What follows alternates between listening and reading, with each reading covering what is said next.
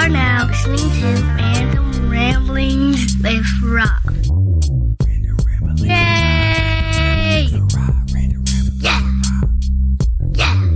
To the R, O to the B, coming at you with the funny random rambling, talking about all the things that'll make that rain day sunny. Yeah, it's hot and popping, fireball dropping, come get your laugh on. Yeah, that's the concept, you know he be rocking, robbing the facts and all of the gossip. It don't matter where you are or who you with, you gotta tune right in. Bring your girl into your girl to bring your friends, be Robbie led. Tune in your crib, in your whip, at your job. He got new shows every Sunday. Here we go. What up, everybody? Welcome back to another edition of the Random Rambles with Rob podcast. First and foremost, I'd like to thank you, the listener, for coming back each and every week or however you listen to podcasts. If you're a first-time listener, I hit my mic stand, hurt my finger. Damn, that's up. If you're a first-time listener, I apologize for me smacking the shit out of my fingers. And if you're a first-time listener, I'd like to thank you all so much for giving my show a try. And if anybody referred you to me, if you're in their vicinity, go ahead and reach over and give them a crisp high five after you wash your hands thoroughly, because we don't know what you do with your hands most of the day, goddammit. But if you're not in their general vicinity, what I would like for you to do is use your social media app of choice, to where it be Instagram, Facebook, Twitter, Snapchat, whatever the hell have you, and send them a DM. You know, not that kind of DM, but, you know, a pleasant one, saying thank you for recommending you to me. So speaking of social media, you can find this show that you're listening to right now on a plethora of social media websites and apps and whatnot. You can find us on Facebook by typing in facebook.com/3R show, or just searching the Random Rambles with Rob.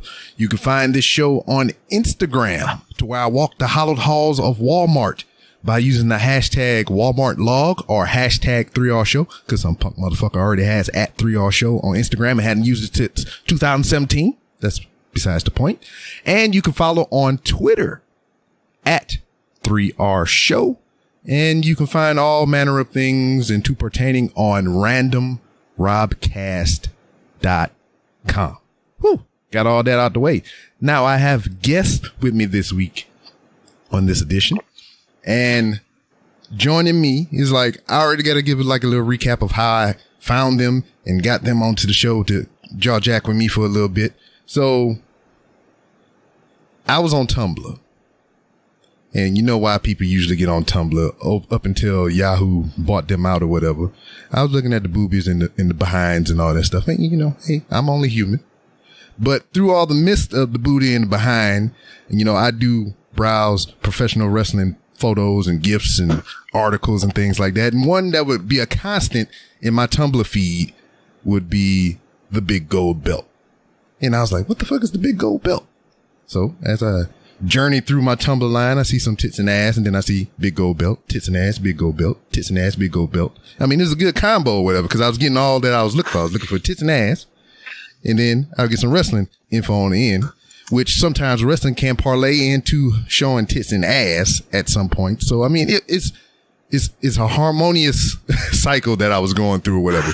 But regardless, I would always see the big gold belt. I was like, what the fuck is the big gold belt? Then I journey over to the world of Instagram, and I just look it up. Because, I mean, we need some visual representation, because I'm not going to lie to you, I'm not so much of a reader, so articles kind of don't hit me the same way. I need to see some things. So go to Instagram, look up big gold belt. Cool. All right. We got cosplay. We got photography. We got interviews. We got all that shit here. All right. This is more my level. I'm looking right into the eyes of the man, the curator, and everything. And then, you know, go to Twitter, find them. I was like, hey, motherfucker. I didn't say it like that, because that would be rude and highly unprofessional. Would you like to be on my show? And also to top on that, I had a former guest, Sock Monkey Mike. People may know him throughout the wrestling world and whatnot. He recommended that, you know, I reach out to Big Gold Belt and have them on my show as a guest. So ultimately, all that bullshit I said up until that point really didn't matter. I just thought I'd throw that in as an entree, like a little side piece or whatever, appetizer. But the main thing is my homeboy Sock Monkey Mike is like, hey man, I would like to hear you talk to him and have him on the show. So that's what I did. But without further ado, the curator of the Big Gold Belt, and one of his cohorts, his henchman, his heavy, goddamn, joining with me is Nigeria Chambers and one Mr. Will Mahoney. How are you, gentlemen? Wow. That's a heck of an intro you've hit us with there to lay the groundwork today. You are welcome. Well, yeah, exactly. Well, first off, thank you so much for the opportunity of reaching out, and that definitely brings a smile to my face. But how's it going, buddy? Hanging in there, man. I appreciate y'all taking the time out to chat with me, and it's a good day. Yes, sir. Yes, sir. It's always good to have like the response that, you know, you're putting all this stuff out there on social media, whether like it's Tumblr or Instagram or Twitter. And it's always good when you hear that someone you don't know found it and the stuff's actually going out there and getting in front of people's eyes and eliciting a response. So I am quite thrilled to be here, and thank you for the opportunity. And that's the first thing that resonates to me as we start this off here. It's like, you do all this work, you put this stuff out there, and people do see it. Yeah. It's always a good feeling. It's always a good feeling when you're a creator to get a response like that. So thank you before we go any further. And how about it being Tumblr? I mean, we put a lot of focus on, you know, our YouTube and our SoundCloud and our Twitter, and Tumblr just happens to be one of the things I go through the motions on, making sure everything gets out. And wow, look what it did. So, you know, thank you for the motivation to keeping our content in that very, I say jungle of a social media, Tumblr, relevant. And see, and that's one of the questions I have for you. This is kind of this will be the starting point. Yeah. Why Tumblr? Well, because I mean, as I alluded to before, you know, it got bought out and changed and everything, that was the place for all that type of stuff that I was mentioning, the tits and the ass and porn and all kind of other stuff. So, I mean, yours was one rose in the concrete. I got to be honest. I never was into that Tumblr fad when all that was happening. I was actually, when I found out that that's what Tumblr represented, I was like, wow, for real?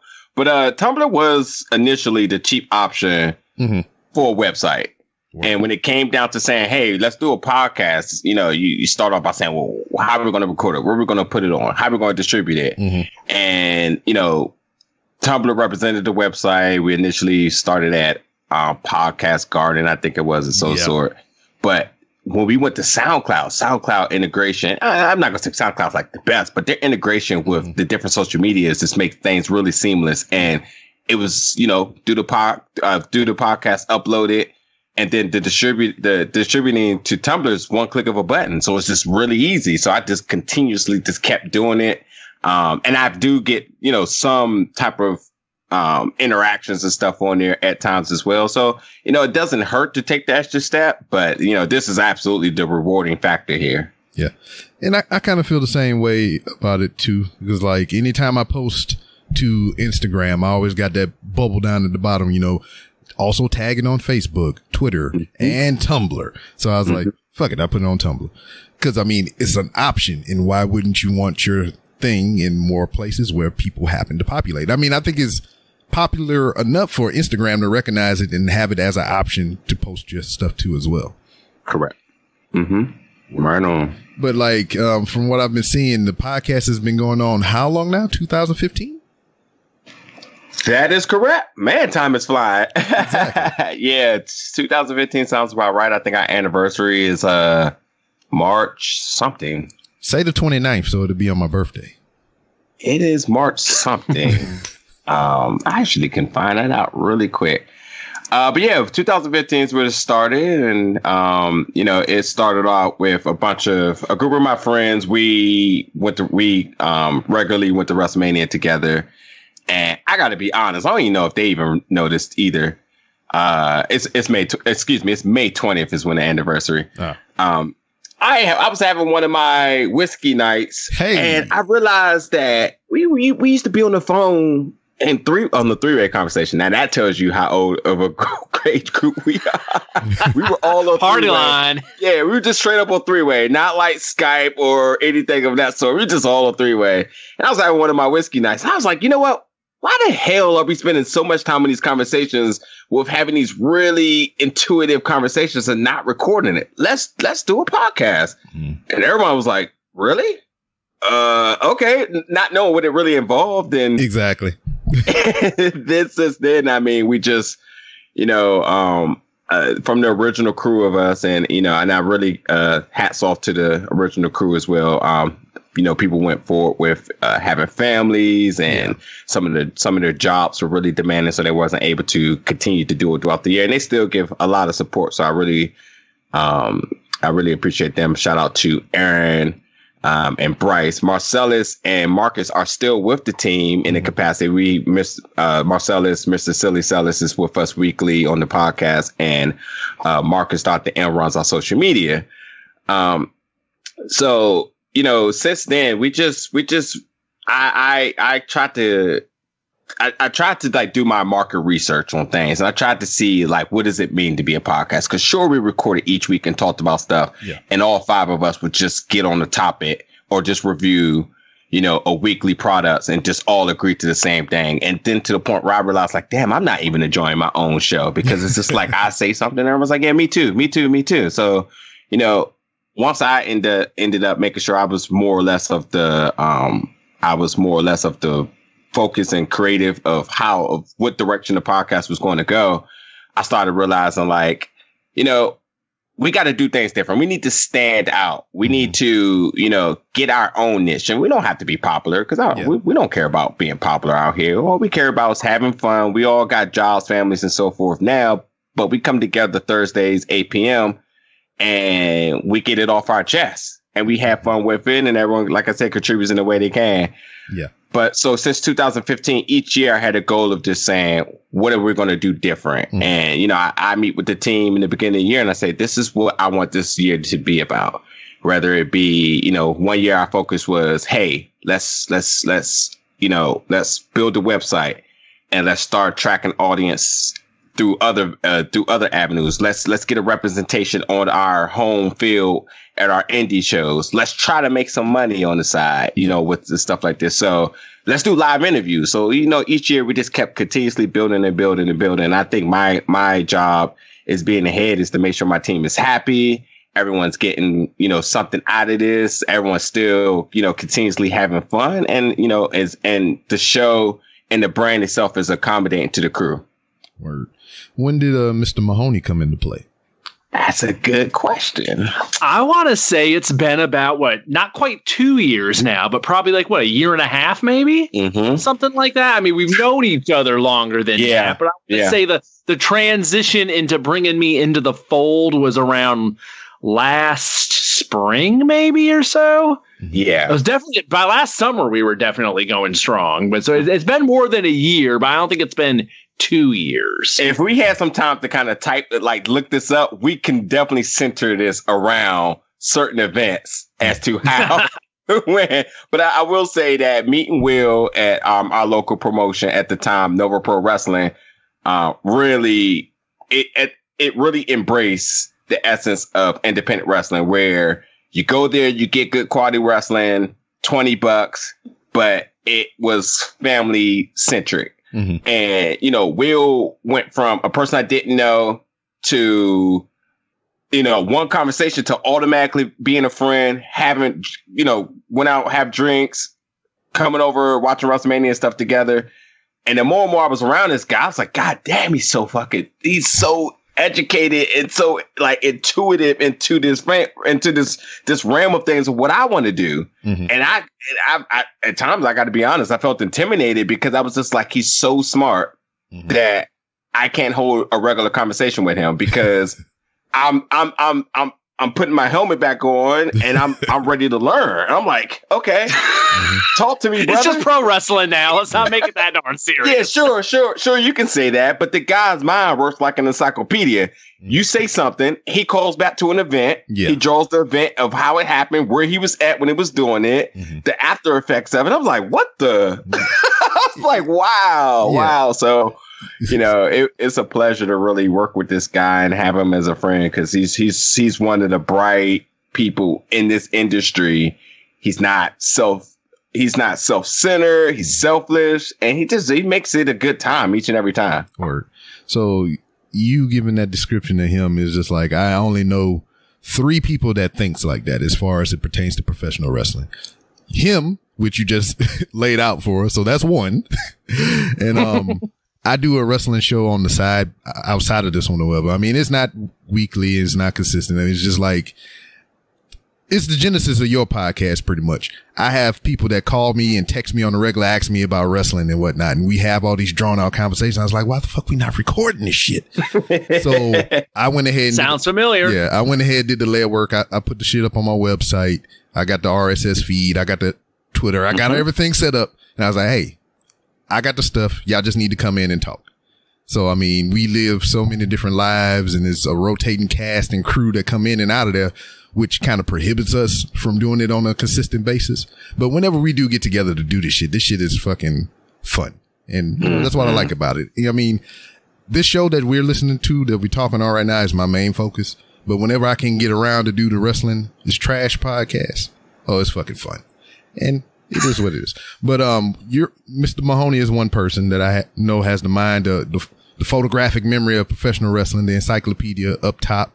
A second would be one of my co-hosts, Mr. Jay Sandlin or whatever. And I call him the wrestling historian because he goes back and he tells you the origins of this character and this. And he go, I mean, kind of similar to what you described, Mr. Mahoney. And I was just like, I don't see how you do it. I can barely remember what I had for breakfast today, which I'm lying because I didn't eat breakfast today. So, and then a third is a host, William R. Washington, on the RBR Weekly Wrestling Talk podcast. He remembers instances in his life that happened to him because of events of professional wrestling. So it's like, my first child was born here. So the storyline that was going on is this, and this, and this, and this. That's awesome. So I'm That's like, awesome. So you three people are like in the elite class of like professional wrestling fans or whatever. And I'm just like in awe of people like you, because it blows my mind. Cause like I can barely remember day to day shit, but let alone to remember like a specific certain thing the way these people do is just fucking crazy. Will. Yes, sir. Or Mr. Mahoney, as I've been calling you. How the hell did this happen to you? Did you fall into a vat of ooze and you was imbibed with superpowers of wrestling memory and shit? What the hell happened? Probably more a case of having the time on my hands and just being too obsessive with watching stuff and wanting to learn more and more about it. I mean, I've been watching wrestling since the 80s, and I never at any point, probably the weird thing is like, I know so many people who've been watching that long who, you know, at some point they stopped watching or they got into other things, and then they came back and they came in and out or stuff. I never went away from it. Yeah. I was always somehow, some way managed to find a way for it to hold my interest. Even if I'd get, and I think what basically happened is as years went by and I'd get bored with certain aspects of it, something else would come along and it would take my attention and be, okay, well, instead of watching WWF, now I'm watching WCW more. Or then ECW comes along, and then you get into watching like Japanese wrestling or just, different flavors of wrestling out there would always come along to hold my attention or get me, to stay on board, even if I started to get bored with it. And then eventually, just the more and more you're watching this stuff, it quickly just became wanting to know how it all worked. And so somewhere along the line, I think it was like in the early 90s, I through dumb luck, really, my uncle, for some reason, was working in some office where people had, I guess, a community subscription to the Wrestling Observer back in the days of print. Okay. So he finds out from like my mom that like I'm super into wrestling now and all this. And he's like, oh yeah, there's people at my work that are like into that. And they get something they copy it and they pass it around and I don't know what it is. I'll send one to him. You might find it interesting. And so like, I'm expecting like a magazine or something. And randomly I end up with a Xerox copy of like the Observer in the early 90s, where it's like no internet, no computer connection in my house. And it was just like the most random thing. And it was like, what the hell is this? And so that was kind of like the moment of I already knew, what kind of had an idea of what was going on, but I didn't know how things worked. You know, well, you know, like early on, like I had my dad immediately pretty much being like, you know, all that, they ain't really fighting each other, you know, so it wasn't like I was still believing any of that aspect of it, but it was the whole, like, how did it work? That like suddenly it was like, oh, so this is how stuff kind of happens. This is how it works as like a business. And that kind of like, once that door got opened, that changed a lot. Then it became a whole different way of watching stuff and just being curious with like how stuff worked on like the business side of it, and just like why decisions were made, why stuff like, you know, why Hulk Hogan gets to hold the belt for years and years and years and years, you know, the money behind things. And it's just, I think just going through that metamorphosis of just learning different parts of it, that's what always kept me around. There was always some other piece that would hold my attention, even if I just got bored with what was going on the TV. And then, I don't know, so I'm still here. I'm still doing it all these years later. And it somehow kept up that whole darn time. And I think also part of it was I had a couple really good friends in my neighborhood that kind of were in the same boat. And we kind of all stuck together and we watched everything. And so I had a group of people to talk about it with. This is all pre-internet time. So it was like, I wasn't like I was having to go online to make friends to talk about wrestling. I always had people around to do it with. So I don't know, right place, right time, and just some weird circumstances, I think, got me to where the heck I am now. Yeah. And like my wrestling memory is like, if I've seen it once or twice, you know, I don't remember it until people start bringing it up, you know? So like, if you talk about, the match that, Brett and Owen had, I couldn't tell you particulars until somebody kind of started getting into the detail. All right. I remember that this and this happened. You know, you got to jog my memory a little bit for me to get it. But damn, just for people to just, I love the network. I just well, that's why it's there. Type it in the search and I can go back and I'm like, all right, I remember this now, you know? But like for me, you know, my wrestling fandom and everything, and here it is. I think this is the third week in a row that I get to bring up my origin story. So, hey, if you're a long time listener, you already know this shit. But if you're a new listener, like I alluded to at the beginning of the program in the intro, this is for you. So wrestling, professional wrestling, you know, I did not come upon until Hulk Hogan, and I did not come into professional wrestling via Hulk Hogan, the professional wrestler. It was Hulk Hogan, the actor. So I seen the whole bar. Yeah. So I seen him in all his movies before I ever seen him in a wrestling ring.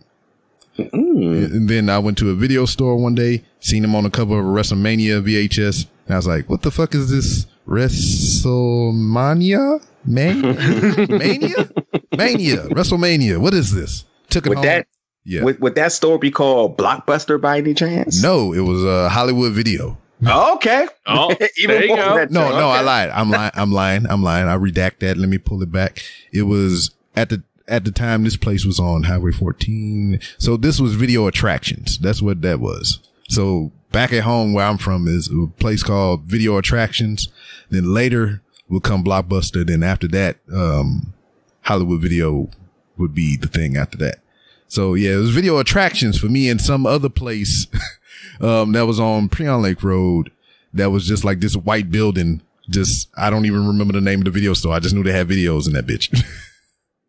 So that was the two main places that I got my tapes from. But as far as consistency with, I was an outside kid. So for me to stay inside and try to watch wrestling on TV, it was kind of hit and miss. Because I didn't know it was like a consistent thing like cartoons was, you know, if it went on week for week or whatever it was, I was just like, if I would happen to be flipping through the channel, it was on, I'd watch it. But, you know, mostly I'd be outside. But through those VHS tapes and catching up and all kind of stuff, it made me a fan in that aspect. And then the video games started becoming popular. I started grabbing toward the games and then the Monday Night Wars. And I was all into that because I would actually watch the first hour of WCW, turn the VCR on to record Raw, and then I would go back and watch WCW. Then when that was over, I would rewind the Raw tape and watch Raw. So that was kind of my thing. And then the only breaks that I had in me watching professional wrestling once I got into watching it constantly was me joining the military and not having access to that shit. So I was in Iraq, I think, 04, 05 when Eddie Guerrero died. And I was just like, I didn't find out about it until like later. So I'm turning on. I was like, this motherfucker dead? What the fuck? And it was shitty because I had missed all that run, him in China and freaking on SmackDown and all that whole stint of wrestling. I think Ray won the heavyweight title at that time. I missed all that shit, so I was kind of bummed about that. But after that, I never missed a beat, even when it went down low and came back up and went down low and it's kind of stagnant at the time. I still watch it. So, so what about y'all? I mean, as far as professional wrestling goes, I mean, you have a whole business pretty much on the strength of your fandom for professional wrestling. I mean, hold on, how come I don't get an origin story? Oh, you don't? It kind of threw me off because I mean, you gave the origin story, the big gold belt and everything. So I mean, let me wind back a little bit, pull that reel in. I cast it too far, sir. Get your fandom origin. Thanos snap real quick. All right, let me. No, seriously, it's really short and quick. And I say it all the time on the show that I'm a big fan of the gold belt storytelling and character development, and I love the athleticism.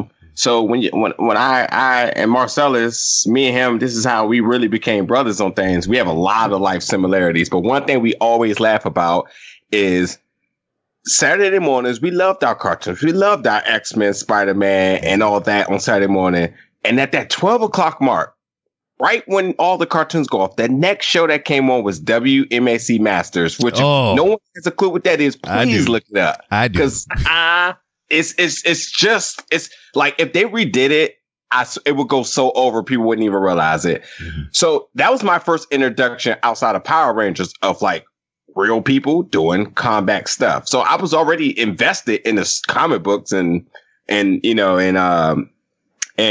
mutants and all type of anybody with superpowers. Then you got these real people that's, kicking butt and so forth. So all encompassed is like really like, it's amazing. It's two different things that you didn't know could be one thing, because professional wrestling, nonetheless, like I tell other people all the time, it is a weekly episodic reality show with athleticism in it. So I love it because each week you get a new story and so forth. But how I got into it is really easy. So loving all of that. And I was raised by my mother and my aunt. So, they really were both very strong Black women, but also, too, they made sure that they were super unbiased about how they would raise me.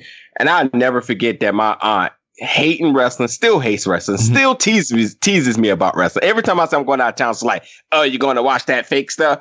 Whole time, she's the first person that took me to a wrestling show. So that's the love relationship that we have. Like, she supports what I like and she sticks to her guns in it. But anybody in this area, and it's crazy because if our little peanut minds were able to really expand at the time, you talk about Starrcade 95. If we could look across that stadium here in Washington, D.C., at the MCI Center at the time, we would have seen all these people that we see nowadays walking around in these indie shows, at these WWE, AEW shows, so forth, because all of us, I think that was the moment. And I think that my family, once they saw me as a boy that loved characters, that loved, the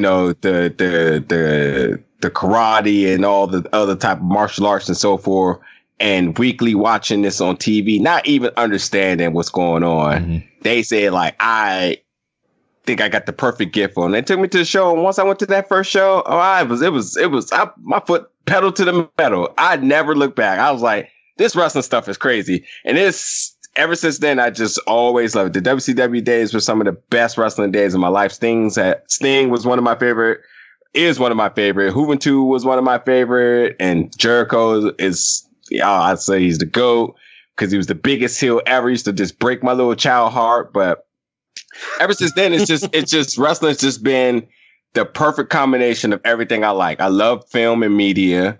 I love combat sports. I love boxing. I love UFC. But wrestling gives you all that.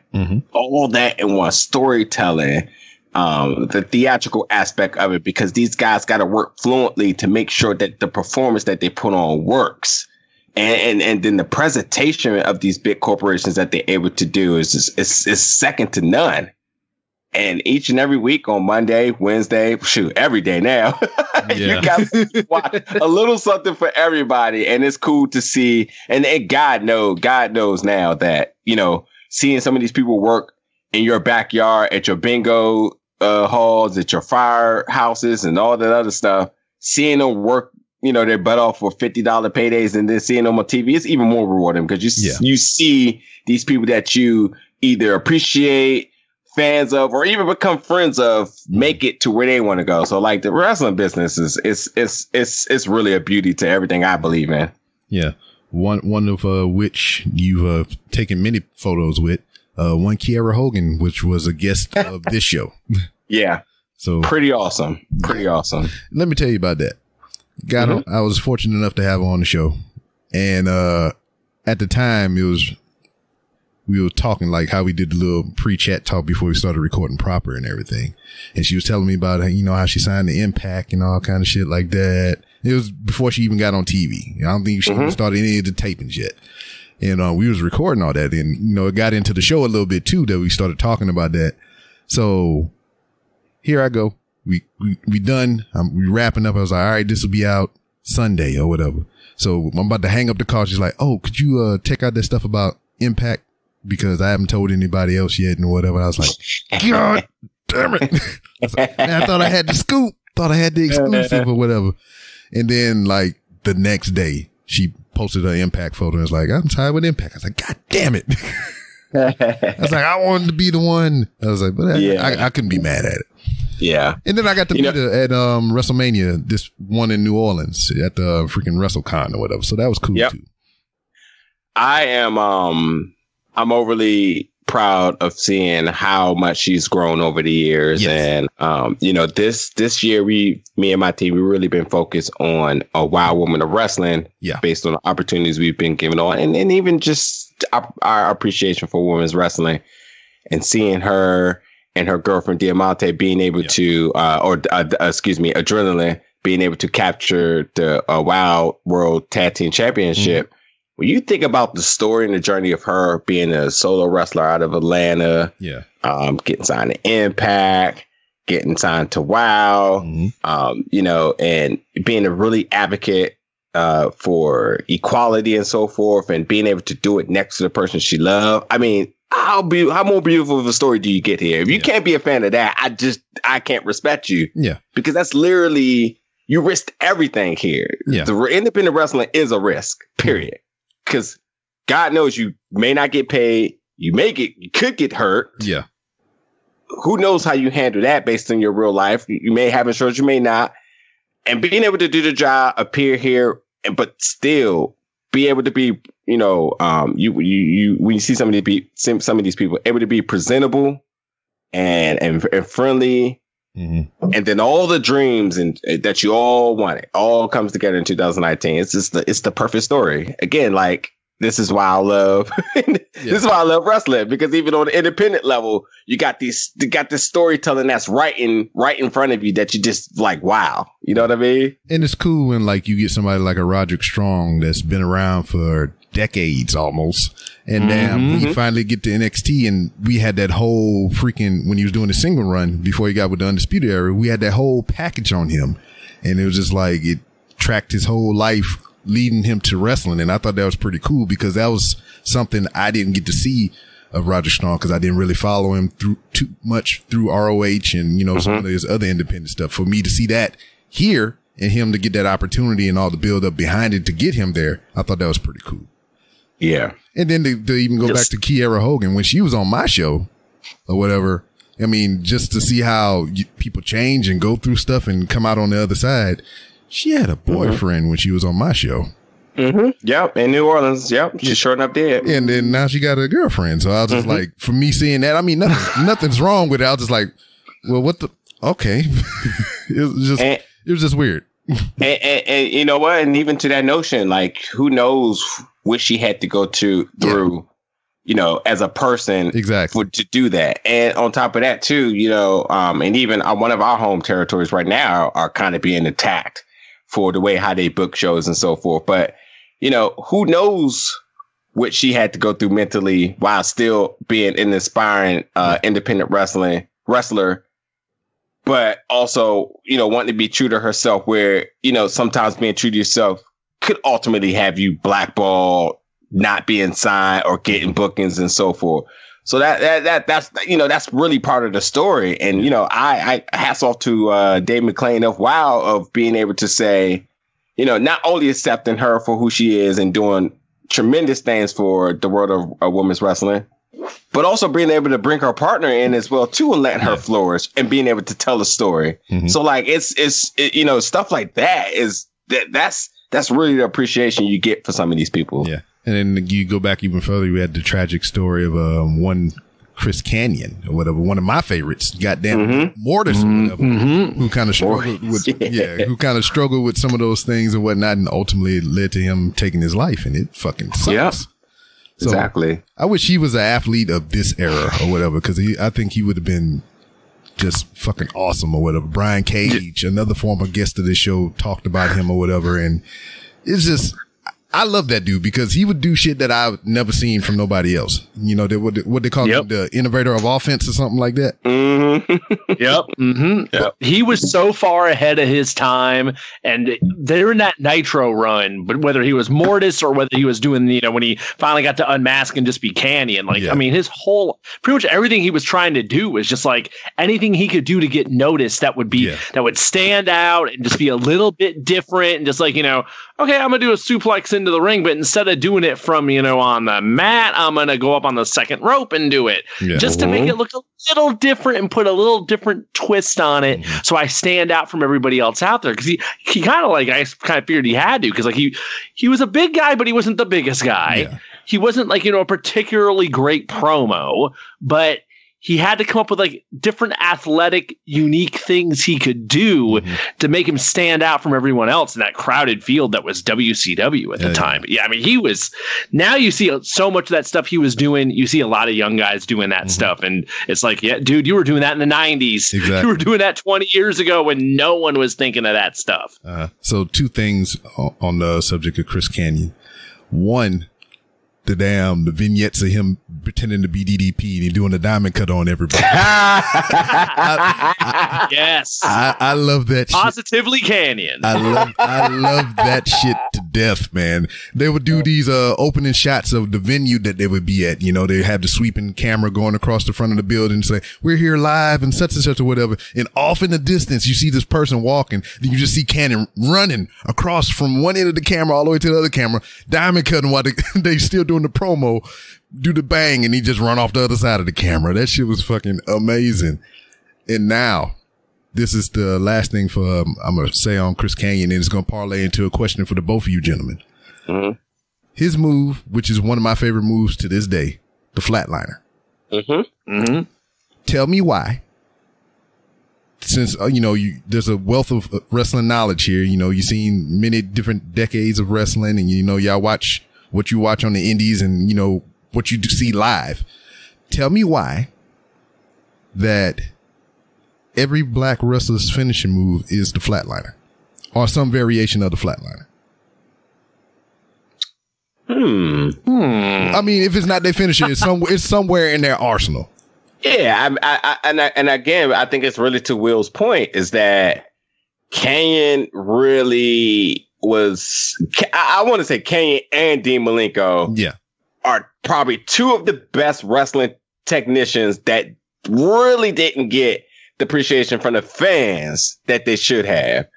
And I think when these guys are innovators and they just got a plethora of moves out there, I mean, the flatliner was clearly, it was the stamp on all of his moves. I think it was the perfect choice. But I mean, at the same time, you're studying tape. The first thing you're going to notice is how the person finished the match. And I think at some point, someone's like, oh, I can use that and get over easily. But you know, so But like in my research, because I've done a little bit, not a lot. a lot of African-American professional wrestlers use the goddamn flatliner or some variation of it. Let me give you some of my list. I was going to say, drop some names on us here. R-Truth. Okay, yeah. The Little Jimmy is a variation of the damn flatliner. Absolutely. The little jumping joint. Shelton Benjamin. Yep. Pay I Dirt agree. is a flatliner. Pay Dirt, yep. Shane, what was Swerve? Fucking Isaiah Scott, whatever the fuck his name is now. Yeah. Shane Strickland. Yeah, he does the roll in, jump up, fucking flatliner. I did notice that. You're right. Wow. ACH does the flatliner. He does the jumping joint or whatever. I mean, he don't do it too much on TV no more, but he did it when he was on the Indies. Brandy Rhodes does a variation of the flatliner. Big Swole does a variation of the flatliner. Fair. Yep. Who else? There's more. It's escaping me right now, but you see the trend here. That's interesting. You busted out with more names than I was expecting there. I'll say this on it is the first thing that jumps out at me when I think of the flatliner is it's a move that just about anybody can do. And it's also a move that you can put your own twist on. Because you can do it with just you and your opponent are standing there and you just take them down real quick. You can do more of a snap version of it, or you can do it more like Shelton Benjamin with like a big old jump on it. So you get some height and do it kind of that way. It's a simple move, but it's also a move that I think is very open to interpretation, so people can make it stand out from like everybody else's out there. In that respect, I mean, one of the things I've always heard from people in the business is like when they're trying to come up with finishers, one of the things that gets drilled into them is like your finisher ain't going to be any good unless it's something you can do on everybody. Yeah. You got to be able to do it on small people. You got to be able to do it on big people. And the flatliner, like we were just saying, it don't require a bunch of lifting. It don't require a whole lot of, picking people up or having a lot of strength. So it's really got the upside in that respect. But damn, I wasn't even thinking of people like ACH and Brandy Rhodes. So you're really going down the rabbit hole on the flatliner research. Oh yeah. I applaud you on the effort to broaden the scope of this. Is everyone doing the flatliner? I'm just thinking of like Edge and Canyon and like those guys. Yeah, I mean, there's others that use it because I mean, I guess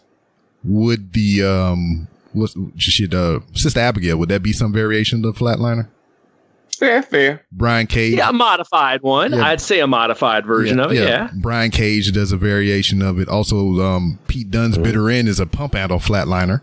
So, yeah, I mean, there's other people, but I notice it more from the African-American ones. Also, to add two more to the list, Ricochet does a vertical jumping one, and Bobby Lashley does everything at this point. And I'm not even sure what his finisher is. Yeah, and Bobby Lashley does one as well.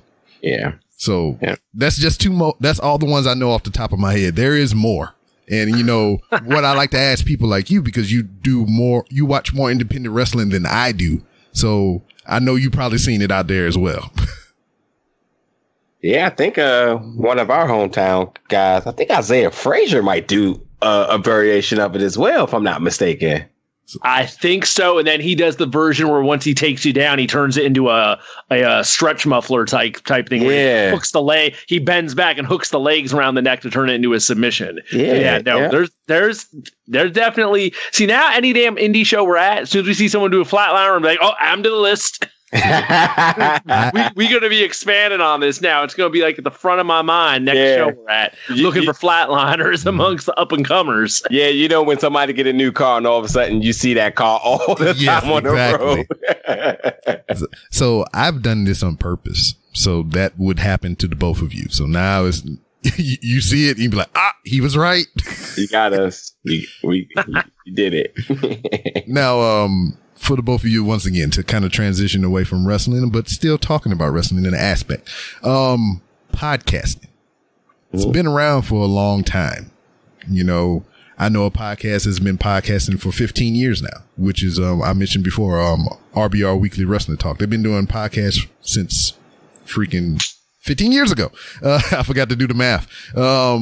But there's others like Joe Rogan and Kevin Smith, the Godfather podcast, I believe, Adam Carolla and fucking, what's that other dude? He was the fucking coach on Glow. What is his name? Morton? I'm not familiar with that one. No, Mark Maron. Yeah, Mark Maron, that guy. So when did you two discover podcasting and what it was and started listening?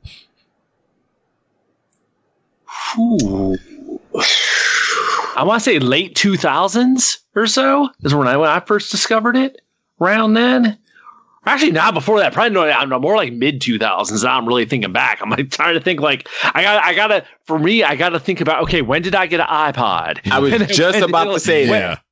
That's the key. It's like, when did I get an iPod? And then I got to go a couple models in because at first there weren't podcasts on it. It was just, putting your darn music. So it's like, it's probably like, I want to say maybe 2007, 2008-ish. Yeah, maybe same. Around there. Same. I was going to say 2009, 2010 for sure for me. Yeah, definitely by then.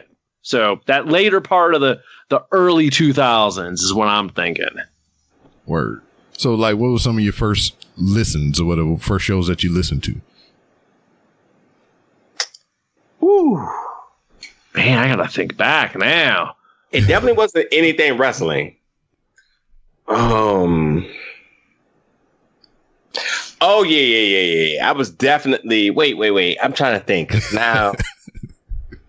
I know it was some New York rap sort of, something like, I can't even think of the name of the New York station now. Power 105. Not Power 105. The Heat. I forget what it's called. It was something of that sort. Just talking about a little bit of like the hip hop culture in New York. It was kind of really of a mirror of what was happening with satellite radio. Yeah. On those shows. So, it was kind of like satellite radio, but they were just doing a podcast version of it, sort of say. Can't even think of the name of it to give it credit, but that was quickly my first introduction of it and what it meant to not be live to do something, but to put out something you can listen to whatever you want. So yeah, but like I said, like 2009, 2010 for me, which was like right when I was in undergrad. So like I had time to kind of do it. Also, I didn't. So wasn't a consistent fan. You totally got me remember now how so much of those early podcasts like kind of morphed out of satellite radio stuff and like early internet radio. Because I remember there was IATA in like the late 90s, and WCW was even trying to do stuff on the internet. We were just putting up like audio feeds of like pay-per-views and all this. I'll take it back even further. Here's my earliest memory of audio involving wrestling. In 92, Jim Ross, when he was still with WCW, somehow got to do a talk show on WSB radio in Atlanta. So it was just on local Atlanta radio.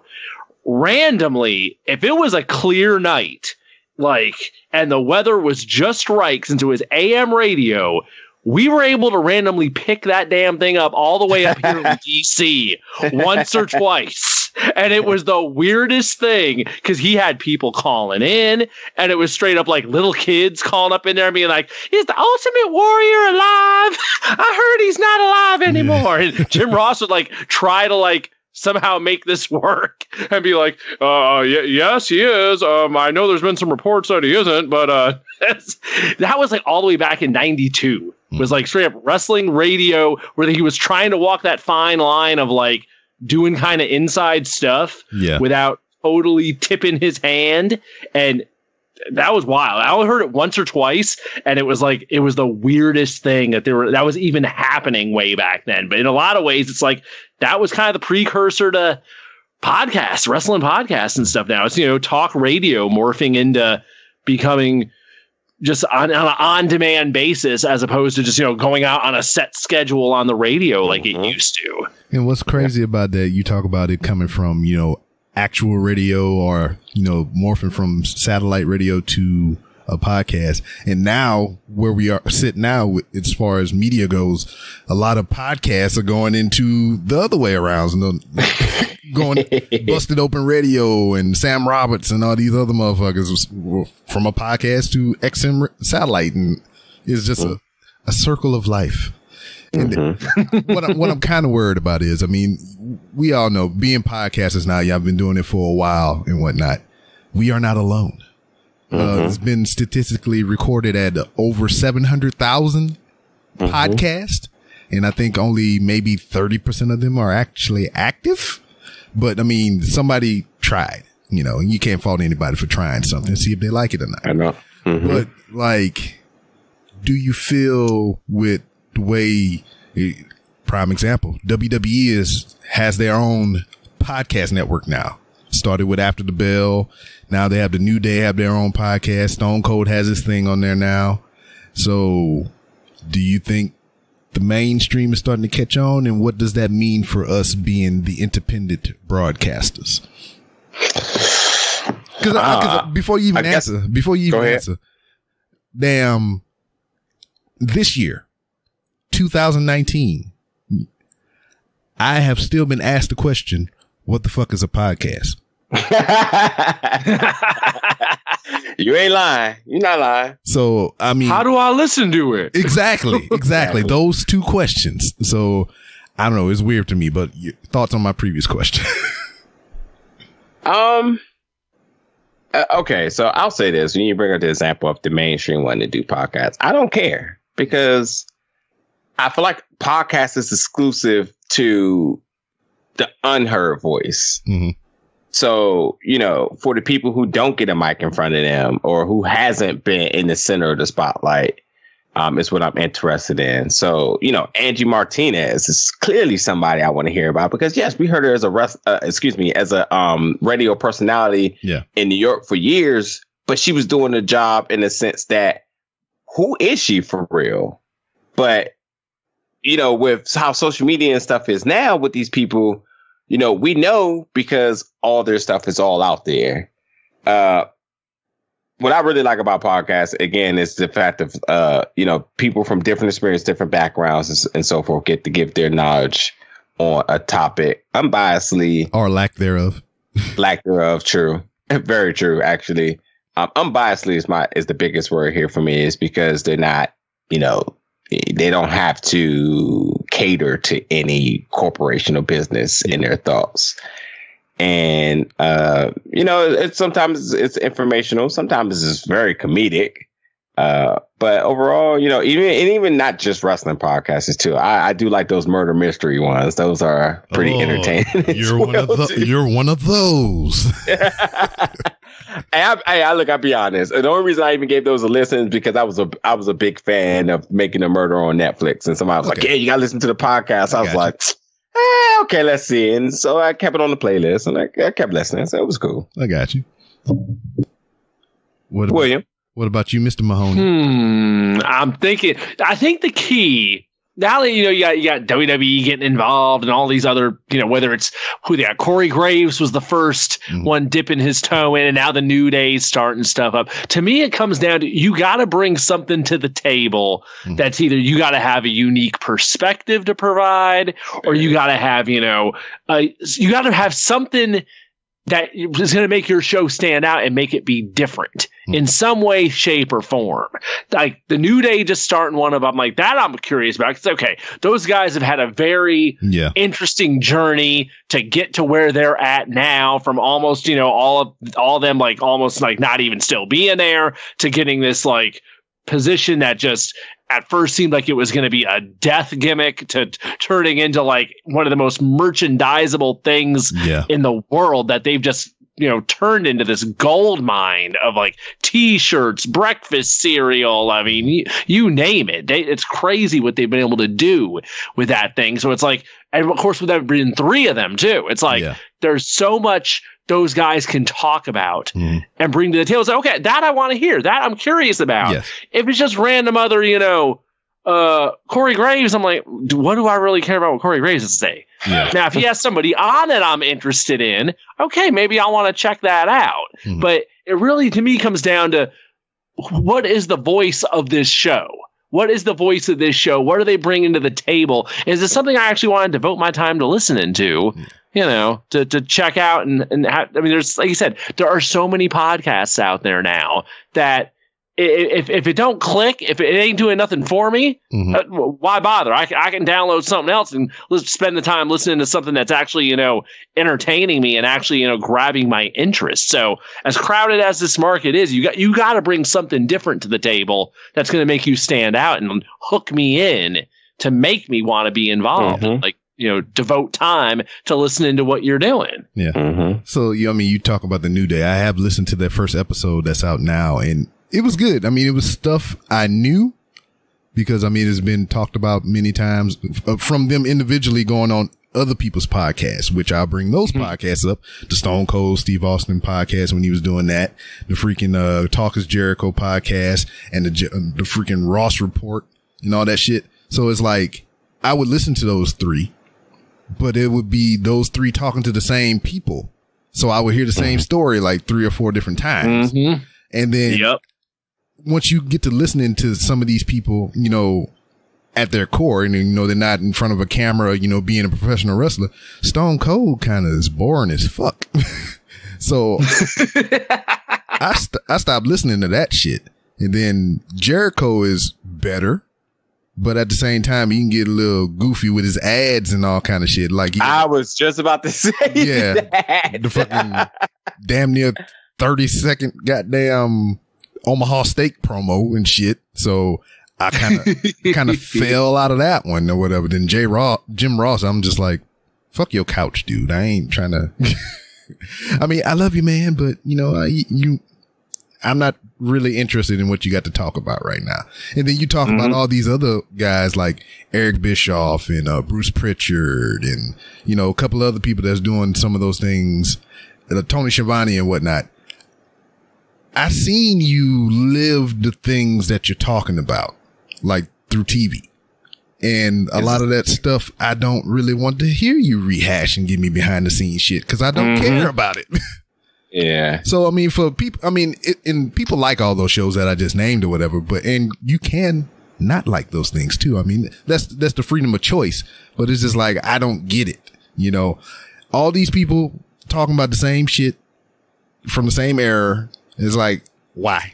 I mean, I done heard it like 50 other times from 50 other different people. So, but the New Day, back to that podcast, just them breaking down the whole thing, how they got into wrestling, on the first episode, how they came together, and just, you know, they got a producer in there to tell them they time cues in there. They're just kind of over talking that motherfucker because they want to keep going and shit. So it's a good listen to. Another, one that kind of broke away from the pack was the ENC Pod of Awesomeness. That was a great podcast too. Just Edge and Christian, just being Edge and Christian for the lack of a better term. Though that was an awesome podcast. I'm kind of sad that it stopped because Edge got to do other shit because his wife not home. So they kind of disbanded that. I think Christian talking about he might try to keep doing it, but I highly doubt it because it wouldn't be the same without Edge. But yeah, man, podcasting is weird in the sense because you hear people and, you know, everybody got the right to say their things like how you was alluding to earlier or whatever, but some people just aren't good at it. Yeah. I don't know if I articulated it correctly, but you're definitely right on. That's exactly how I feel. And I think also the problem you run into is like when you were running down a lot of those shows now, like you got, like you said, your Bruce Pritchards or your Eric Bischoffs or the ones where they just kind of rehash previous things like historical events. And it's like once you've listened to those enough and you go through enough episodes on them, and you get the voice of, you know, and the perspective of whoever show it is, like if it's a Bruce Pritchard or whoever, it's like pretty much you kind of get to the point where you're like, okay, I know what they're going to say. I know what you get. You know what their mood is. You know what their feelings are. You know what their taste is. And so it becomes like, okay, do I really need to hear them talk about WrestleMania 10? Because I know they're a big fan of this and they're a fan of this and I know it's on this show. And so you kind of, you know, you can connect the dots what the show is going to be after you've listened to these guys enough, because you know what their whole spiel. It becomes, you know, I think they quickly fall into like a trap of they obviously they have their taste, and that's what the show is going to be. It's going to be what their taste is, and if you're not into it, or if you eventually hear enough of it, you're like, okay, got it. Time to bail on this one. Check something else out. Yeah, I don't know. What are some of y'all ups and downs with just in podcasting in general, from actually going from listening to it to being an actual podcaster yourself? Well, you go first here. I want to hear your frustrations. I think the biggest thing that we have tried to really kind of stick with, and one of the big things that I think we really try to do that from what I see from other shows, there's so much just blatant, just negativity for the sake of negativity out there in podcasts, especially in the wrestling genre, where it's just like, the whole show is just going to be, I'm doing a show about how WWE sucks and everything about it's horrible. And every week that's the show. Yeah. It's going to be nothing was good. Everything on Raw was horrible. Everything on SmackDown was bad. Everything's horrible. They should be doing A, B, and C. And I'm going to hate everything else because they aren't doing that. And it's like, if it's that damn bad, why are you watching it? How are you still watching it, dude?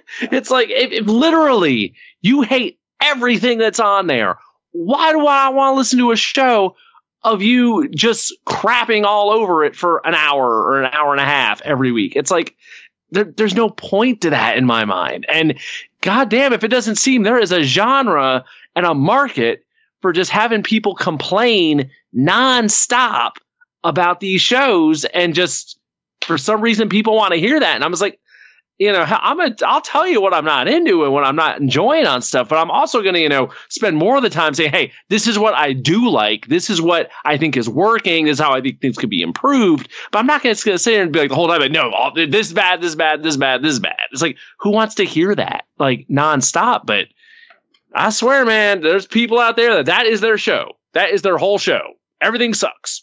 That is their deal. And I don't get it, but Najir, what are you thinking, man? You've been doing this longer than I have. Okay, so from a consumer standpoint, I definitely mirror what you said. The negativity and more or less the audience that the negativity kind of grows. It's like, I don't understand how people love to hate something so much. I wish I could think of somebody's name right now because I would just say it. But there's a particular person who just thrives on negativity, yet the person becomes a household name in the community because of, of how they, more or less how they conduct their show, their articles and so forth. And I just don't get that. Yeah. And a lot of people love to hate things that they know nothing about and don't even give time or any bit of interest to try to learn it, to wisen themselves up a little bit. Yeah. But they thrive so much on a hot take of just being so stupid and educated at time. And then they pick up their mic and just go off tangent with it. It's just like, it creates a bad atmosphere for here. This is something that a few people know about some of the struggles I dealt with the show.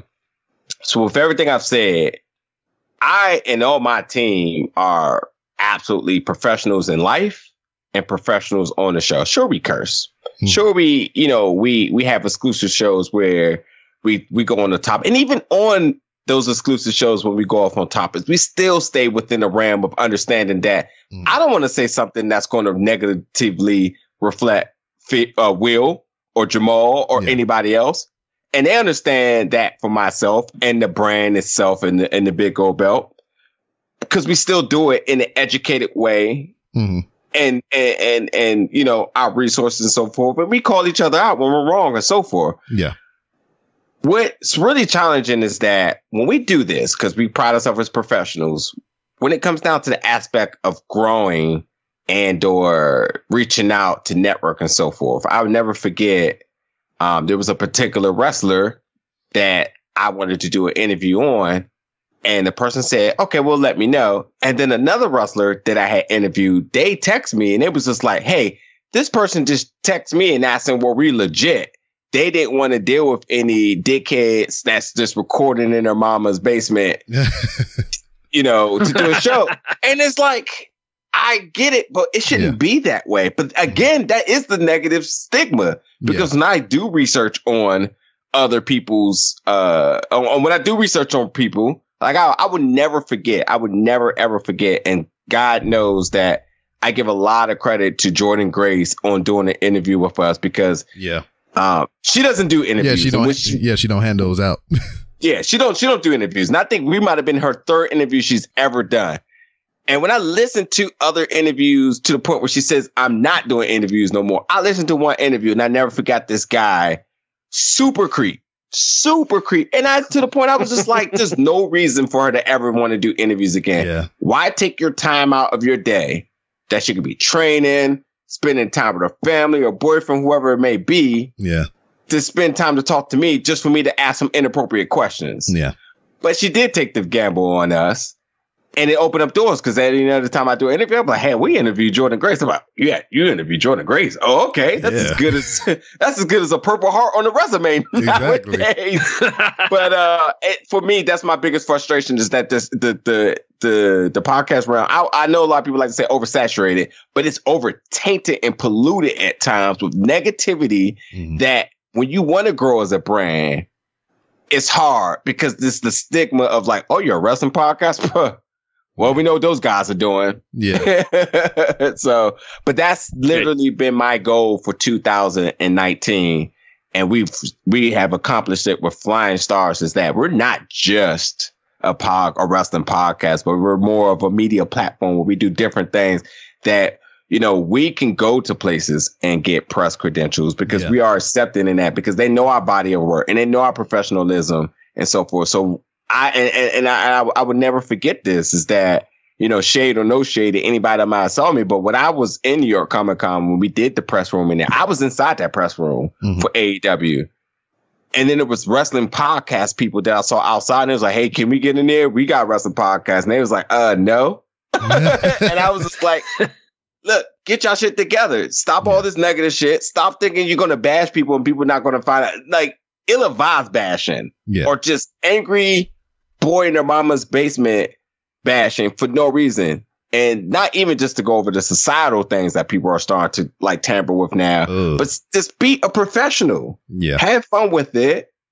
And, you know, you don't have to be biased to be professional. Just, you know, as Jamal would say, my other co-host, don't be a dick. Yeah. Easily. Exactly. So that's my frustrations. Man, are you finished? Yeah, a lot to go. And I understand your frustrations because your frustrations are my frustrations as well. I've been around 4 years and I can honestly say within the last two and a half that I've been taking it more seriously than I ever had in the beginning. Cause in the beginning, I didn't know what the fuck this was. You know, I was just trying to figure it out, you know, and get comfortable as, you know, as myself being a broadcaster and so on and so forth. And, you know, how to talk to strangers essentially, you know?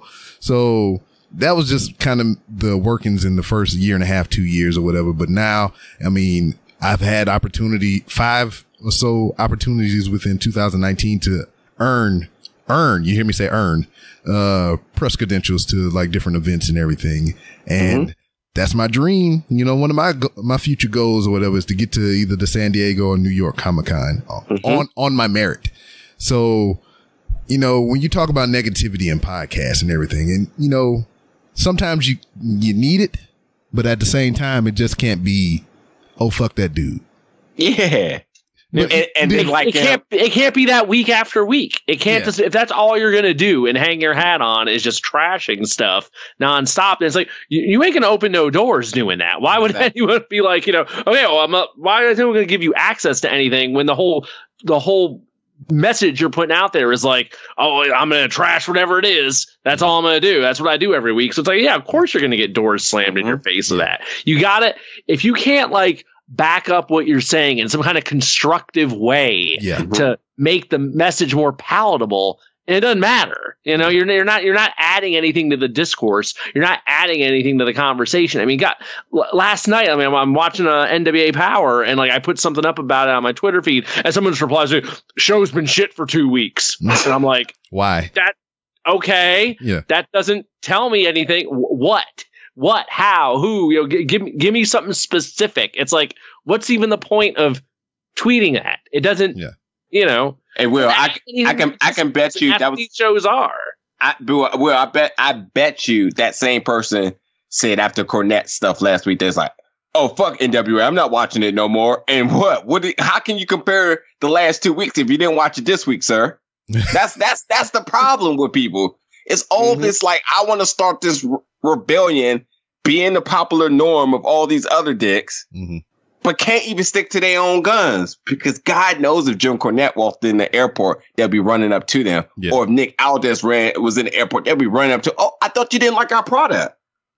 Because because Billy Corgan, somebody, you know, that I've talked to before, if he trust me, if he is somebody that can say that I've seen that person say that, he's not gonna respect you knowing that you don't respect what he's been doing, period. Yeah. But at the same time, you're gonna run up to him like, hey, oh my God, guess who it is? You know, like that's just the issue with a lot of the people. Mm-hmm. Yeah, and I'm just like, I can tell you right now why the Undertaker can go the fuck home. and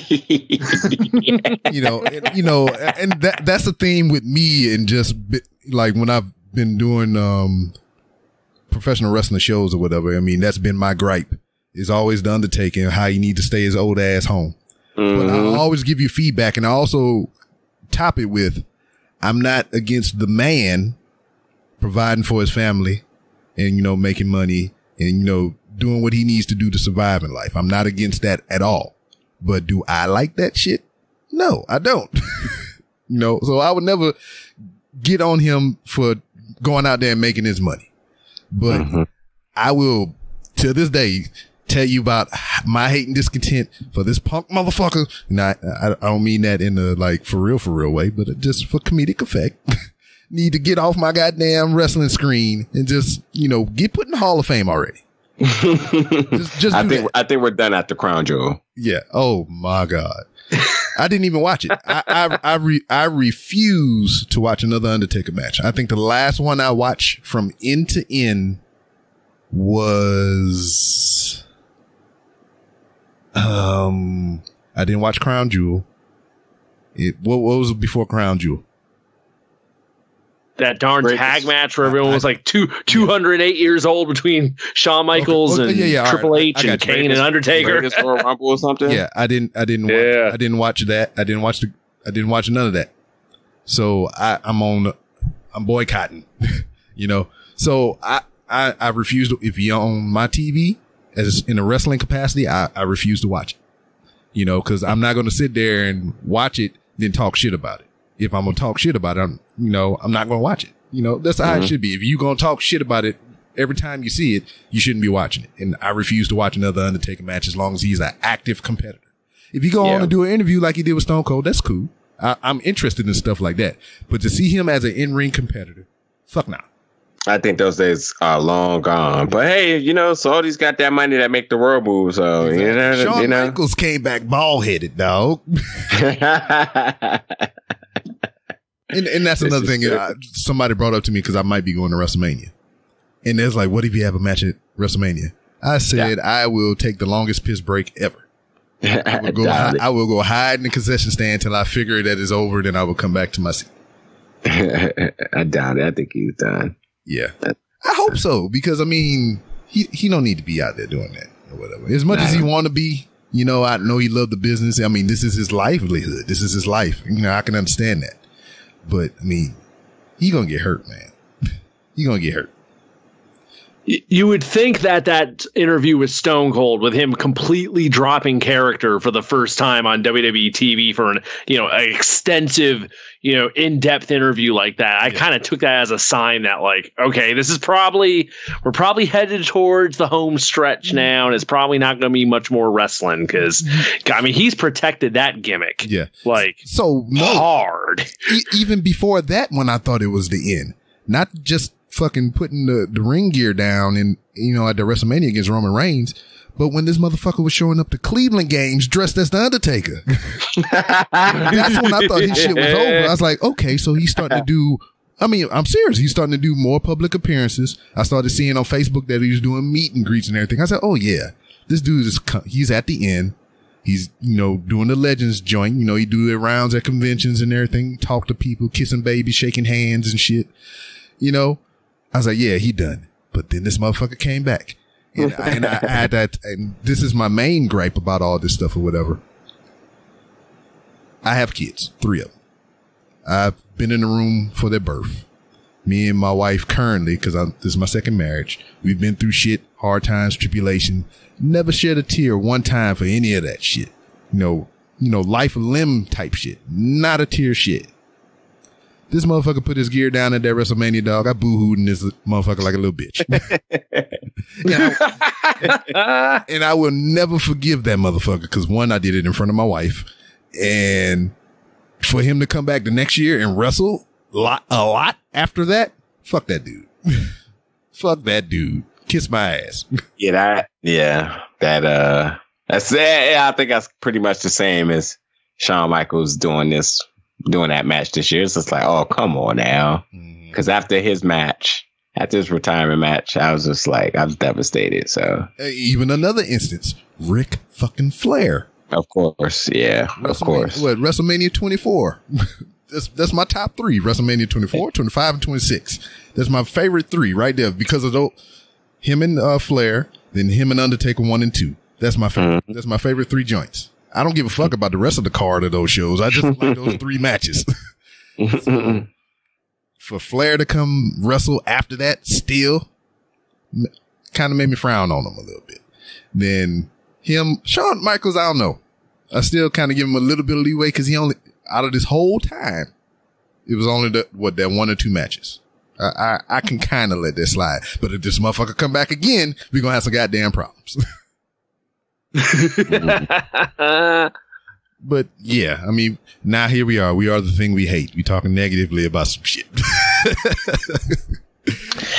You know, as a fan, you know, bad guys are supposed to do bad guys, and good guys are supposed to do good guys. Love and hate, and then what they do. But you know, when you start going above and beyond to disliking their character, disrespecting the business, hell, the lack of appreciation for the business, and wanting to be behind the curtains, and you know, all of a sudden you want to work and book creative, like that's where it draws the line for me. And even still, like I'll say this.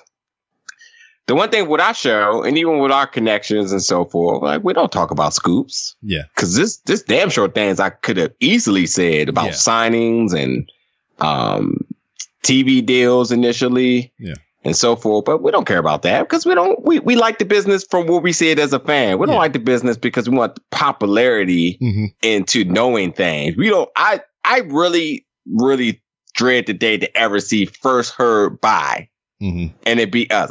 Because I don't want that attention. I don't want that responsibility. And it's kind of cool because when you get those inside things or whatever, then you start to see it pop up everywhere. It's like, you get the satisfaction, be like, I knew that shit first. You know, and I just kind of like that feeling because like my only instance of that really was like the shit with Kiera Hogan or whatever. It's like I knew that first, and then like for it to come out, it's like, well, I knew it first, so ha.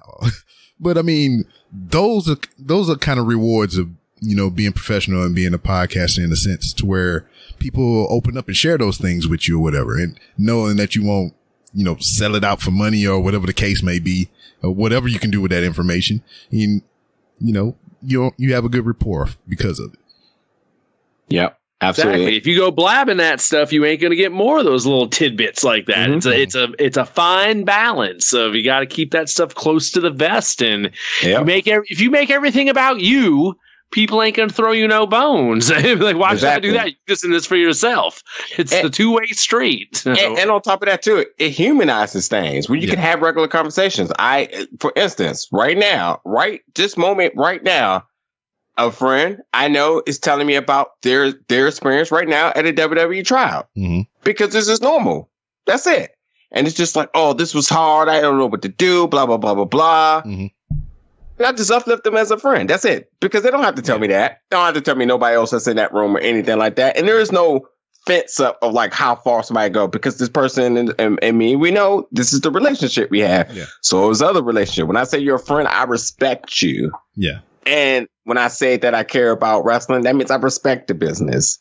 And that's what everybody with my brand, I can speak for them easily, is that we respect the business. We don't care about the popularity and the hot takes and all that other stuff. Will cares about the hot. Actually, Will's best friend is Mauro Ranallo. If anyone does not know, you should check out their relationship online.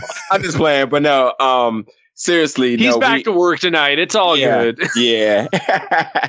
But no, we do. We try to contribute to the business in a positive way. That's why we do the promotion. The promoting. Our interviews aren't about us. It's about telling the story. So when we do interviews, we say, hey, this person may be coming into our area. Let's talk about what's going to happen when they come into our area, the match that they're working in our area, the promotion that they're going to work for. Let's talk about them as they got to this point. Because that's what we do. Every time I present, every time I present to someone, I say, hey, we want to have you on the show so we could talk about you, all things you, which means, and we're not going to ask those dumb questions. Who trained you? Blah, blah, blah, blah. Yeah. We do our research. We want to talk about the storyline of you coming into the Washington, D.C. area to work at this promotion, if this is the case, or we want to talk about you, an event that you want to talk about, your show, your promotion, and so forth. And that's why we got good rapport. Anybody that we've talked to, we can double back down. Anybody. Yeah. We can walk up to any of these people right now, and it's just that, because that's the reputation that we try to present and the positivity we put out there is doing the show. And then, I mean, that's kind of what it's all about. I'll never forget this. I had one of the co-hosts of the Blockbuster Mentality podcast on here, Dave, and I asked him about what he get out of podcasting and everything, and his thing was like friends.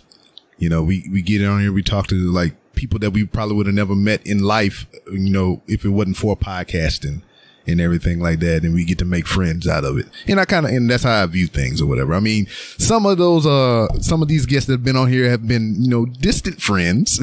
You know, I had them on the show once, and, you know, I reach out to see how they're doing out there. I don't hear from them, but at the same time, I know they busy and they got their own thing in life going on. So, you know, it is what it is. But I mean, ultimately, that's what it is. Everybody that's been on the show, I try to keep tabs on all of them. I can just be sitting here, and on the whim, I would think about a guest from episode, I'm on 199 right now, from episode 12, and I would text them or DM them and be like, what the fuck you doing? You know, not like that, not to be rude. Yeah, I know. But yeah, you know, because we're all family. Yeah. and even still, just last remarks really on it is that, you know, they're wrestlers and even independent businesses, they're independent contractors. Yeah. So, you know, in order for them to succeed, they have to invest in themselves and they have to build their brand. And media is a big part into anything. Hell, these $1 million,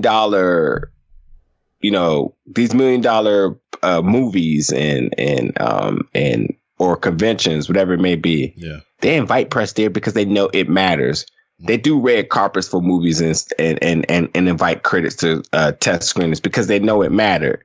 Money isn't the only driving factor to selling things. You have to make sure that word of mouth is out there. And when these independent wrestlers and businesses want to sell tickets, invest in their characters and so forth, they understand that podcast, radio, appearances and so forth, they all matter. And it's our responsibility to do it in a professional way, with good conduct, to make sure that we're doing it for the right reason, to tell their story. That should be everyone's focus, but it's not. Yeah, it's not. But that's just what we like to represent as a brand. Goddamn clout chasers. You know it. You absolutely know it. Jesus. Yep. But hey, man, it's been great chatting with both of you gentlemen or whatever. And this is where we put a pin in it. So go ahead and let everybody know where they can find you on social media.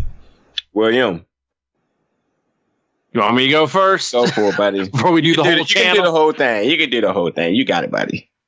Well, you handle all the big old belt group stuff for the main channel. I'll handle the personal stuff for me. Yeah. Get that part done. All right. I'm mostly on Twitter. I'm a little bit on Instagram, but mostly on Twitter at Heel Will Mahoney is where all my main stuff is. So if there's a show going on, wherever my thoughts are, whatever kind of leads to our weekly shows in the big gold belt group, as stuff is happening, I'm putting my thoughts out there. So I'm active on Twitter the most of all the social media platforms. That's where you find me the most at Heel Will Mahoney. And then, of course, the Big Gold Belt Group, the entire darn thing, is at BGB Group on the Twitter machine and now on Instagram. Break all the rest of the platforms down, Ajir. You got to right on. I also too. Don't forget the Tumblr. Don't forget.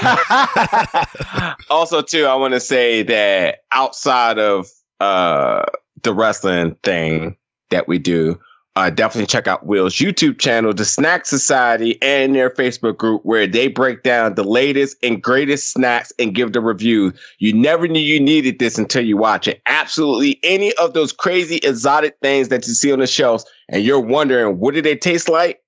Take it from him and his co-host, Brandon, as they give a professional aspect of what those snacks taste like. It is absolutely A+. You definitely want to check that out. And yes, for us, the BigGoldBeltGroup.com will get you to all of our social medias, from our YouTube channel where you can see exclusive interviews and press work, movie reviews, and so forth. You can always catch all our weekly episodic podcasts on all of your podcast platforms, SoundCloud, iTunes, all that other good stuff, Spotify, all that good stuff.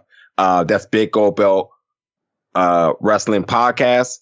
And as we said, the latest and greatest Tumblr. You can find us on there as well. But no, seriously, you definitely can find us on all the social media platforms. We even have a Facebook group that's slowly and growing as well, too, where you can see our posts as well as independent wrestlers that we interact with, that you can see a lot of their bookings and so forth. So, by all means, people, do not be shy. Come and chat with us. Let us know what you think. We even embrace having fans on the show at times, too, for like a fandom gathering of discussions and so forth. But like I said, each and every week we release our 8 p.m. podcast. And 2020, we'll be back to doing interviews. We had a little hiccup on Google Hangouts dying, and I want to make sure that our material get out and that it is authentic and crisp, and we don't have no connection issues. So we took a pause on it. But 2020, we will be back with more exclusive interviews, podcast interviews, and so forth. But until then, we're still the YouTube. You can still check us out for exclusive content and so forth on there. Rob, I got to say, on the behalf of our team, thank you so much for having us on here tonight. It's absolutely been a pleasure. People like you are the reason why this business is healthy, and doing podcasts, period, is fun and rejuvenating. I only ask for my people to do one show a week because, people have lives and so forth. But when this stuff like this, easily it's something for us to be able to jump up and say, hell yeah, we'll do it. So, don't be a stranger. If you need something from us, let us know. And hell, there's a seat open at our show. Any other time you want to get on there and you want to talk some wrestling, we'll be ready to go. For sure. Heck yeah. In the realm of needing things, I need 2 things right now. You said that was Snack Society on YouTube? Yes, sir. All right. Yes, sir. Subscribe just now. And second, there are a ton of those on there. And second thing, yo, what's up with that Jordan Grace phone number or something? So I get that shit. Hey, let me tell you something real quick. Jonathan Gresham is one person I overly respect. I respect him so much that I've talked to him numerous times. And even one time I was like, oh, let's get you on the show. And then I was like, you know what? I'm going to wait because I need to make sure that we're all on our A+ game. You want to talk about one of the most brilliant people in the world of professional wrestling, period? That guy. Mm-hmm. That guy, 100%. And he's literally one of the best. I put him in my top 3 of the best wrestling technicians, period. Mm-hmm. He feels like the second coming of Dean Malenko to me, easily. This guy, and you see how his influence is brushing off on Jordan Grace. Yeah. Those two, I'm telling you,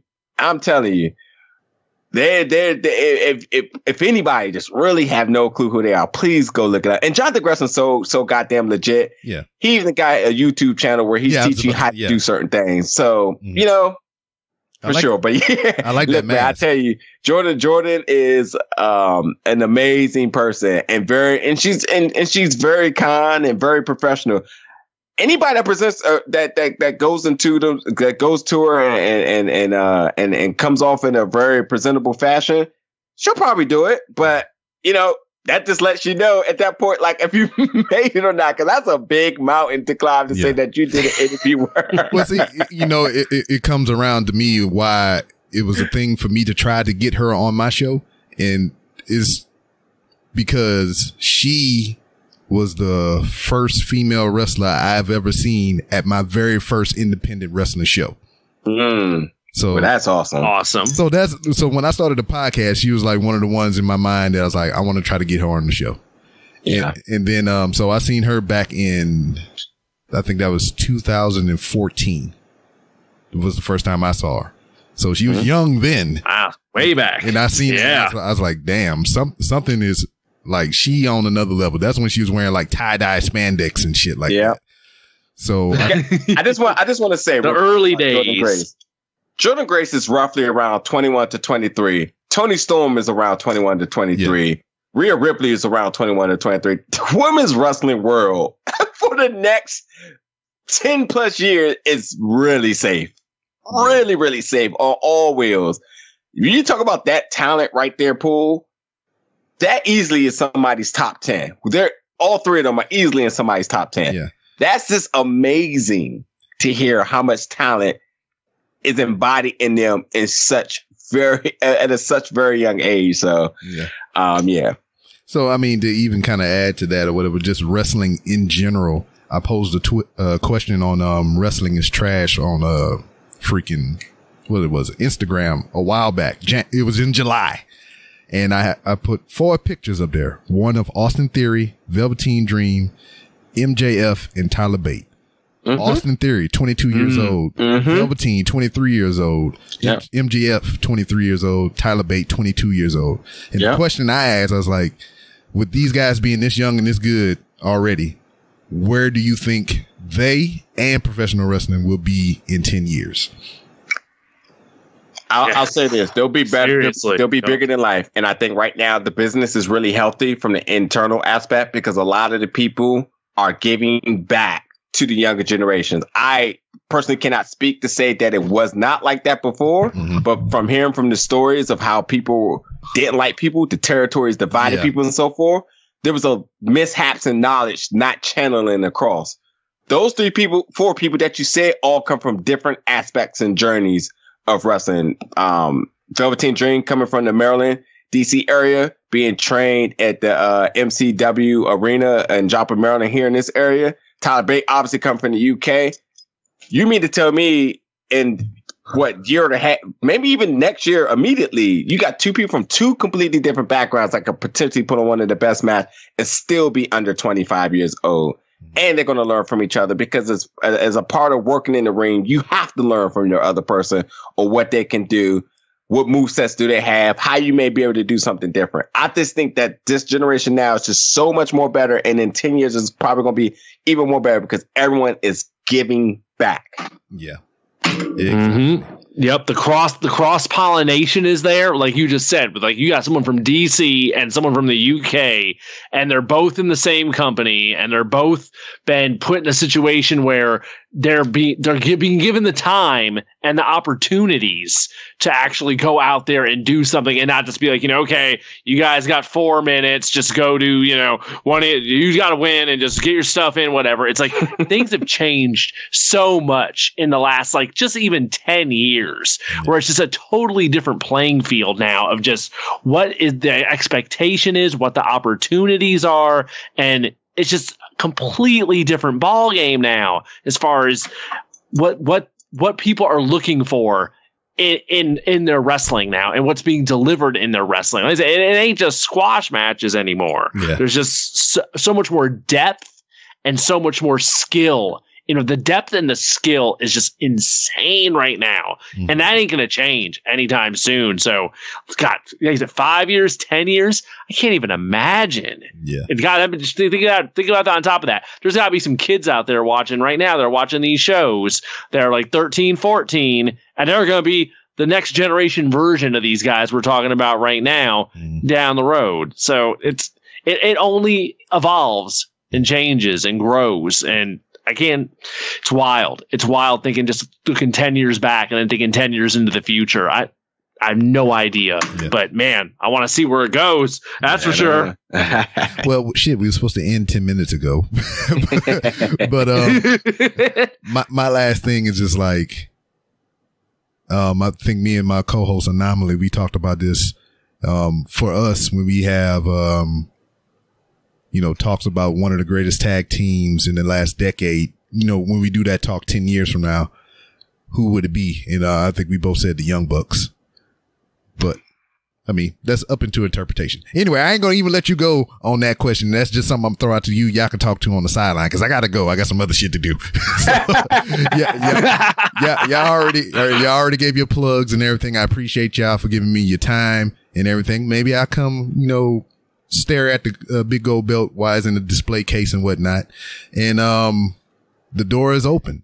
You've been a guest here once. You're always allowed to come back and promote the next big thing you got going on, or just to shoot the shit. Right on. Right on. There you go. Doors really open over here, too. Absolutely. Open doors all around. Absolutely.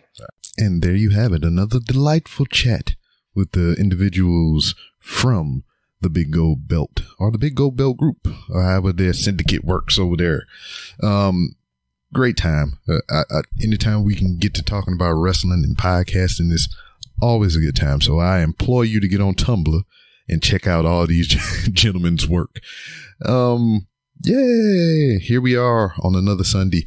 As I speak these words, the 2019 WWE TLC pay-per-view is going to happen this evening. And you know how historically in the past of the show, I always hate putting timestamps on there, but I feel like since this was such a, wrestling focused episode, that I would throw that little tidbit of info out there to those listening. And just because it popped into my mind, and this is the Random Rounds of Rob, and I say, what the fuck I want. Anyway, so look for me. I might pop up on the Big Gold Belt. I mean, they already gave out the invitation and whatnot, so they can't take it back. It's recorded, it's out in the world. All the people are listening. So it is what it is. But, I just like their viewpoint on things and whatnot, how you portray yourself on social media and how you get your information and how do you distribute that information and whatnot. Like I said, they have people that they get scoops and, the dirt and all the underbelly information from, but they choose not to put that out unless, said person that they get the info ask them to. And, I think that's pretty cool. And then as I talked about Kiera Hogan and everything like that, former guest of the show, there was no ill will in my comments and whatnot. I was just like, I'm just an up and coming podcast and everything. And I had like my first exclusive and I was kind of denied that, but I can understand that because it's her career, not mine, and she's out there on the road with Impact and WOW, wrestling and doing all these great things and whatnot. So, I mean, who am I? I'm just a guy that was fortunate enough to have the opportunity to speak with an individual such as Kiera Hogan, a athlete of her caliber, So I ain't got too much on the docket or whatever. I've done concluded all live appearances, for 2019, I believe. I don't think that I got nothing else on the calendar. Big shout outs to the NerdCon for allowing me to be present for all their festivities. A weekend or so ago. Got to see Walker the Geek and everything, give him a crisp high five and whatnot. And got some other things in the works. I can't wait till 2020 hits. The Random Rounds with Rob will be 4 years old. Freaking walking around, potty trained and everything. And also, which when we talk about annuals for the Random Rounds with Rob, the anniversary is January 13th, so there'll probably be 2 episodes within that week. And then March is my birthday, so every year on my birthday there is a special edition episode featuring Mrs. B. Rob, and all the questions that you have will be geared toward Mrs. B. Rob. So you can ask any manner of question, and this episode is dedicated to her answering your questions. It's her birthday gift to me. So yeah, you can start sending questions in now if you want to. You can send them via voicemail at 304-825-5762. That's 825-5762.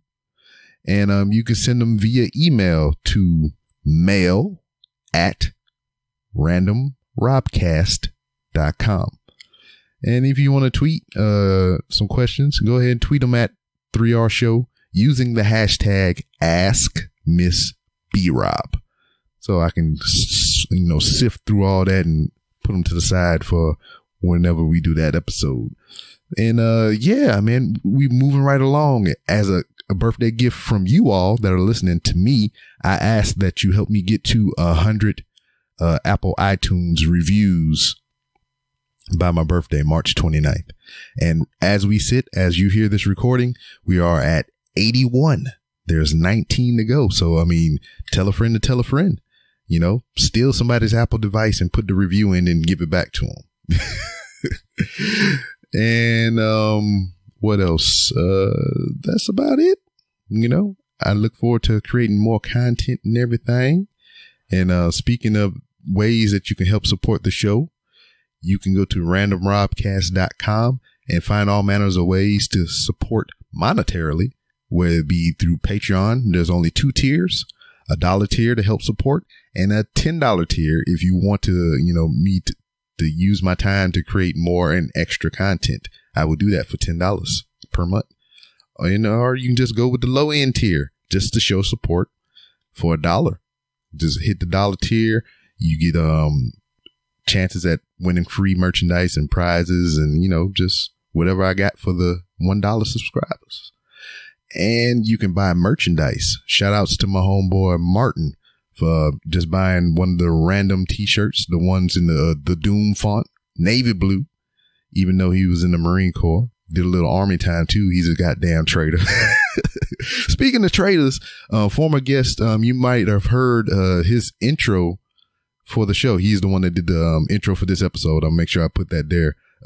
Gordon, Tones or whatever he was going, Overdose, whatever the fuck he was going by at that time. I just talked to his nasty ass on Friday and he joined the ranks of the Army as well, former Marine. I was like, man, they must have been giving y'all an ass load of money to do this shit. And then at the same time, I've been in the Marine Corps for 16 years and I know what they've been through because we served together. And I just know in general what you go through specifically in that branch, because that's all I know. And, it might have just been like, all right, if I'm gonna go back to the military, I ain't going back to that motherfucker because I know how that is. And I just want to change your pace. I mean, you're allowed to do that. You're a human being and you try things. And if you don't like them, you try other things. That's how life works. That's how we do things. But, shout outs to them, Gordon, because Martin done, but shout outs to Gordon, man, giving it another go at active duty service or reserve service or whatever the fuck he doing. I need to talk to him. We were supposed to talk Friday, but shit happened. And Amazon links, use Amazon links, take it to Amazon. I get a kickback. You don't pay nothing extra. Oh, sponsors. Got a little sponsor stuff going on or whatever. Shout out forever to Hooks, Rubs, and Spices. They sponsor the show and you can get 15% off your order if you go to hooksrubsandspices.etsy.com or just go to etsy.com and search Hooks, Rubs, and Spices. Put in the promo code RANDOM and you can get 15% off your order. Also partnering with Poddex right now is a great tool to help you with your podcasting, whether you're a freaking just starting out in the game or you're a journeyman such as myself and others. It helps you think a little more, add different layers to your podcasting and whatnot.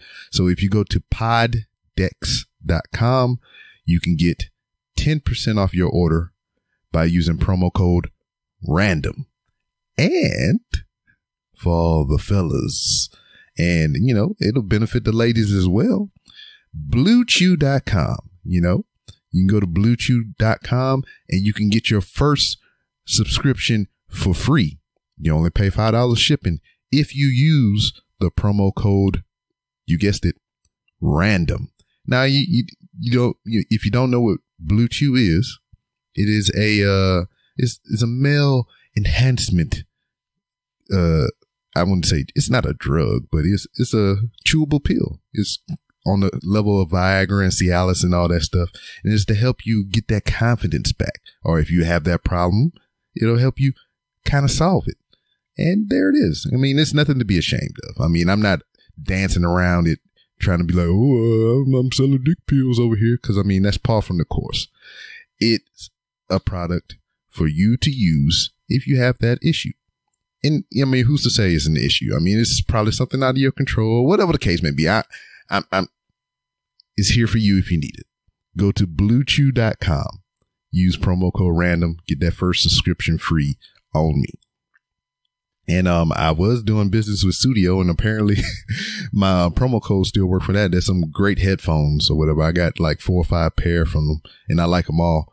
I like those and the Incredibles from Nick Cannon, which he's getting drugged across social media right now. But he ain't gonna be worse for wear if Eminem ever had, you know, the time to freaking battle that guy or whatever, or, you know, drag his ass. But anyway, I recommend Studio headphones or Incredibles. Those are my 2 go-tos. I have them both. A matter of fact, I'm using the Incredibles right now, but we're talking about Studio because they're the ones that still have an active promo code for me, which is ROB15. You would think it's random, but it's not. ROB15. Go to studio.com, get you some quality headphones, and get 15% off your order with that promo code. Now, I done got all that out the way, and I showed you, well, I told you about the free ways that you can help support the show. I told you about the paid ways you can help support the show. I bigged up the sponsors that are helping out this place. And I think I've said enough. So on that note, I'll see you next time.